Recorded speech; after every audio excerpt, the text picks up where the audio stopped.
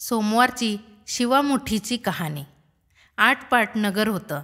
तिथं एक राजा होता. त्या राजाला 4 सुना होत्या. 3 आवडत्या होत्या, 1 नावडती होती. आवडत्या सुनांचा तो चांगला प्रतिपाळ करी. नावडतीला जेवायला उष्ट, नेसायला जाडं भरडं, राहायला गुरांचं बेडं दिलं. गुराख्याचं काम दिलं. पुढं श्रावण मास आला. पहिला सोमवार आला. ही राणी गेली. नागकन्या देवकन्यांची भेट झाली. त्यांना विचारलं, बाई बाई कुठं जाता? महादेवाच्या देवळी जातो. शिवामूठ वाहतो. यानं काय होतं? भ्रताराची भक्ती होते. इच्छित कार्य सिद्धीस जातं. मुलं बाळं होतात. नावडती माणसं आवडती होतात. वडील मनुष्यांपासून सुखप्राप्ती होते. मग त्यांनी हिला विचारलं, तू कोणाची कोण? मी राजाची सून, तुमच्याबरोबर येते. त्यांच्याबरोबर देवळात गेली. नागकन्या देवकन्या वसा वसू लागल्या. नावडती म्हणाली, काय ग बायांनो, वसा वसता? आम्ही शिवामुठीचा वसा वसतो. त्या वशाला काय करावं?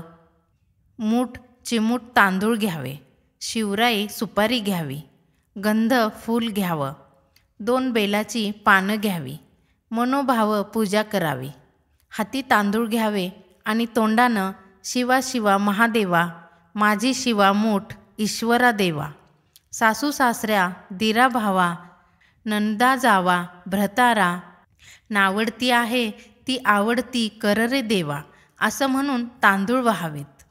संध्याकाळपर्यंत उपवास करावा. उष्टमाष्ट खाऊ नये. दिवसा निजू नये. उपवास नाही निभवला तर दूध प्यावं. संध्याकाळी आंघोळ करावी. देवाला बेल वाहावा आणि मुकाट्यानं जेवण करावं. हा वसा 5 वर्ष करावा. पहिल्या सोमवारी तांदूळ, दुसऱ्यास तीळ, तिसऱ्यास मूग, चौथ्यास जव आणि 5वा आला तर सातू शिवामुठीकरिता घेत जावे. पहिल्या सोमवारी सगळं साहित्य नागकन्या देवकन्यांनी दिलं आणि दुसऱ्या सोमवारी हिला घरून आणायला सांगितलं. त्या दिवशी हिनं मनोभाव पूजा केली. सारा दिवस उपवास केला. जावानंदांनी उष्टमाष्ट पान दिलं ते तिनं गाईला घातलं. शंकराची आराधना केली आणि दूध पिऊन निजून राहिली. पुढं दुसरा सोमवार आला. नावडतीनं घरातून सर्व सामान मागून घेतलं. पुढं रानात जाऊन नागकन्यांबरोबर मनोभावे पूजा केली आणि शिवा शिवा महादेवा, माझी शिवामूठ ईश्वरा देवा, सासू सासऱ्या दिरा भावा, नंदा जावा भ्रतारा, नावडती आहे ती आवडती कर रे देवा, असं म्हणून तीळ वाहिले. सारा दिवस उपवास केला. शंकराला बेल वाहिला. दूध पिऊन निजून राहिली. संध्याकाळी सासऱ्यानं विचारलं, तुझा देव कुठं आहे? नावडतीनं जबाब दिला, माझा देव फार लांब आहे. वाटा कठीण आहेत. काटेकुटे आहेत.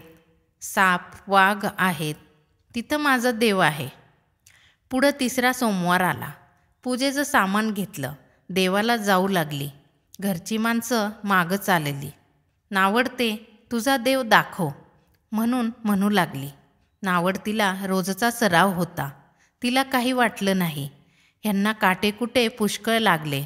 नावडतीची दया आली. आजपर्यंत रानात कशी येत असेल कोण जाणे. नावडतीला चिंता पडली. देवाची प्रार्थना केली. देवाला तिची करुणा आली. नागकन्या देवकन्या ह्यांसह वर्तमान देऊळ सुवर्णांचं झालं. रत्नजडिताचे खांब झाले.